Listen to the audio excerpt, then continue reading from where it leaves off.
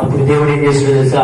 ఇక నీవు యాకోబు కావు, నేటి నుంచి ఇశ్రాయేలు అనగా శపించబడిన జీవితం నుంచి, నెచ్చివేయబడిన జీవితంలో నుంచి, రోత బ్రతుకుల నుంచి నేను నిన్ను విడిపిస్తున్నా. నీవు ఇశ్రాయేలు అనగా రక్షించబడిన వ్యక్తివి, దీవించబడిన వ్యక్తివి, ఆశీర్వదించబడిన వ్యక్తివి. దేవుని మహిమను పొందుకోవడానికి అనుకున్నావు. హల్లెలూయా. మార్చేశాడు.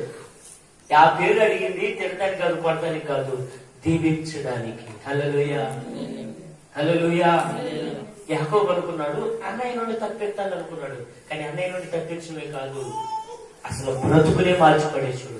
ఇక యాకోబు యొక్క సూచన, యాకోబు యొక్క పుట్టుపర్వతాలు ఏమి లేకుండా చేశాడు, పరిపూర్ణంగా ఇజ్రాయేలుగా మార్చిపడేశాడు. హల్లెలూయా.